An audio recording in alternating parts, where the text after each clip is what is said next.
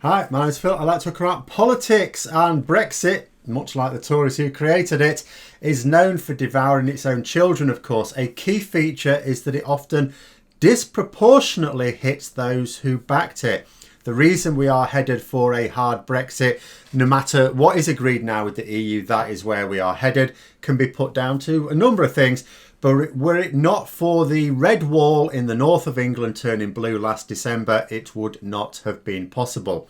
So in this video, I'm going to ask, how is that going? But first, if you'd like to be notified of daily news and politics, please subscribe to the channel and click the bell notification icon. So really what got me thinking on this one, I was reading an article on the red wall and how even a Brexit deal will not save it. I'll put a link in the description below if you want to read it, because this vlog isn't about the same themes. It just sort of inspired me. I want to talk myself about the impact of Brexit as someone from the north of England, albeit only just. I grew up in Doncaster. Apologies for Jeremy Clarkson, not my fault. I went to university in Manchester, spent a long time living in Grimsby. All areas that have been staunchly Labour in the past, all the way through my life, really, although not all of them are now. And all areas that are going to be stuffed by Brexit. And when it comes to Brexit, we often take a national look at the impacts. And I do in my own videos, you tend to look at how this is going to affect the UK economy. You know, how much of the UK economy involves trading goods, and how much more so in terms of services. And Brexit hits everyone, of course, except for a few hundred hedge fund managers who seem to be doing rather well out of it. But it will have an especially dire impact on the north of England. And people may say Scotland as well, but at least in Scotland, there's a number of things to cushion the blow. If nothing else, the succour of knowing it's not their fault. Yes, a large number of Scots did vote for Brexit. However, it was a minority as opposed to a majority. Similarly, as importantly, if not more so, they did not help either Cameron, May or Johnson get to power. What is coming to the north of England has been likened to what happened here in the 1980s under Thatcher, only this time it will be worse. Not necessarily in terms of the impact. I don't know whether that will be worse for the north of England or not. Back in the 80s in the north of England, at least they voted Labour.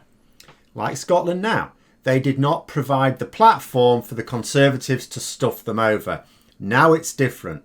Lots of deprived areas in the north of England were conned into voting for Brexit.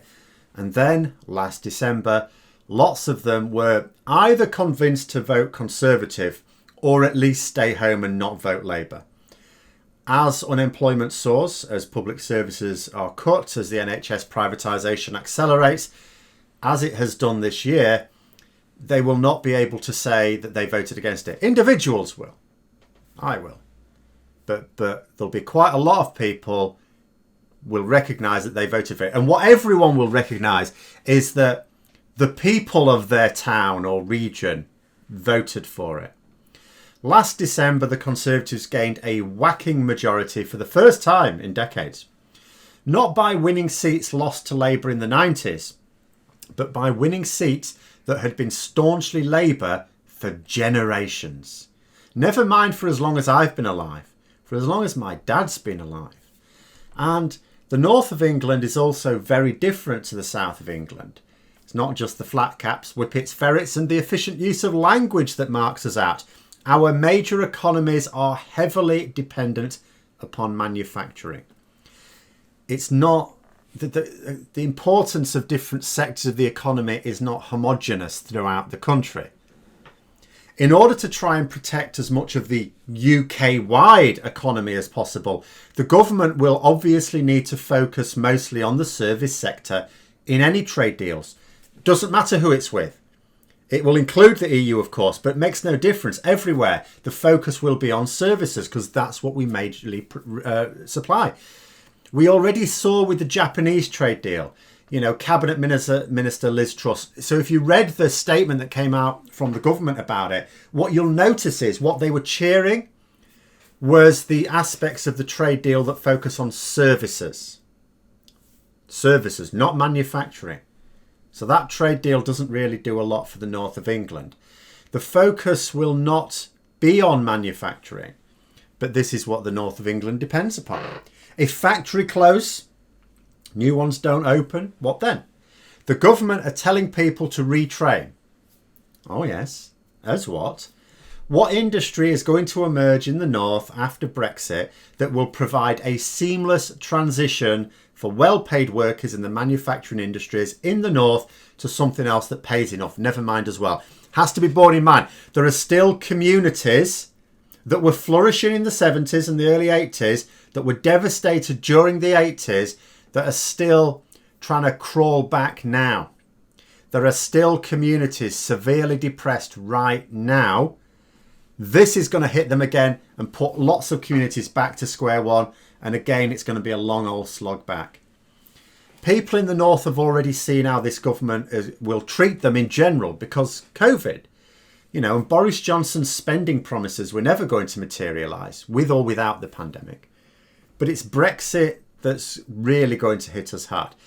Because even if we get a deal with the EU, a full trade agreement, it's the best we can get. A full trade agreement, no tariffs, no quotas, none of that.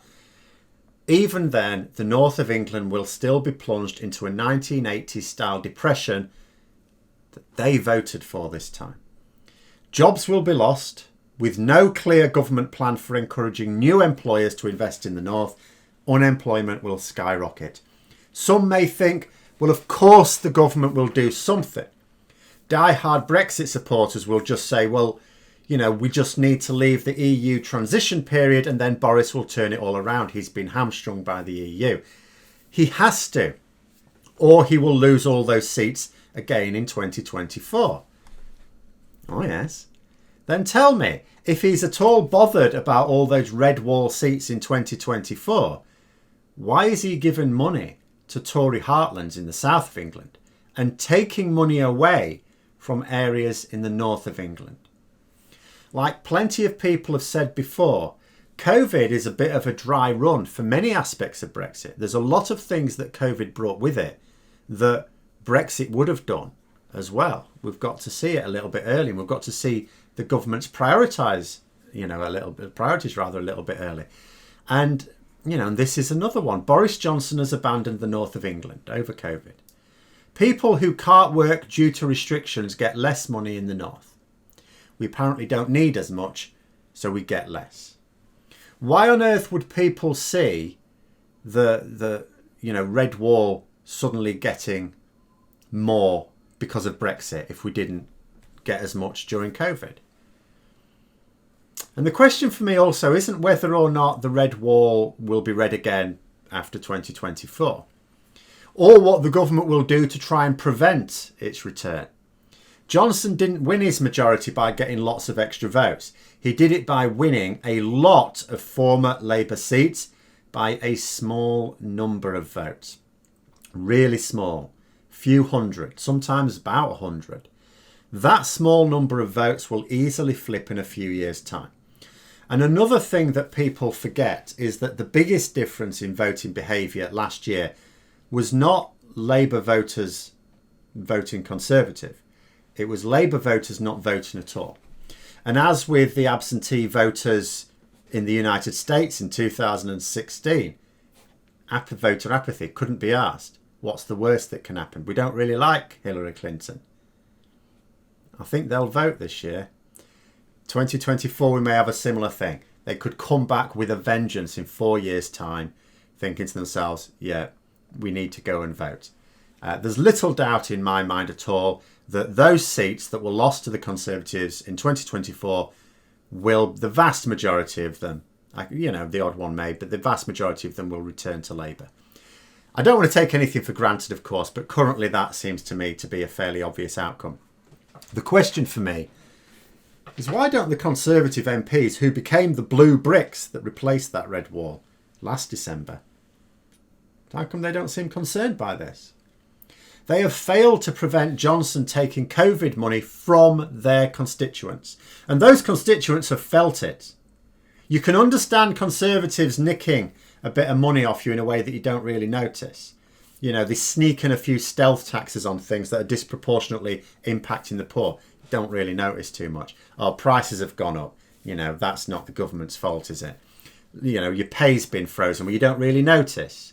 You don't know how much pay you should be going up with inflation. You don't keep an eye on these economic matters. You don't notice.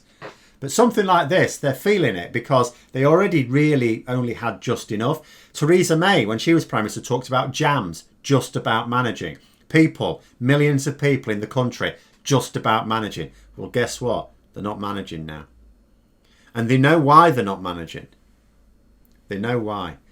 They've failed to prevent kids in extreme poverty being fed this Christmas. They've voted against it.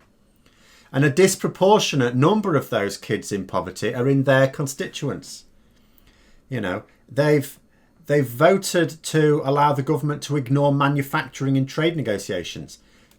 They either don't understand that their local economies are dependent on manufacturing, or they don't care. They haven't been pressing the government on what they're going to do for manufacturing. They have the numbers to have changed all of these government policies, all of them, and yet they did nothing.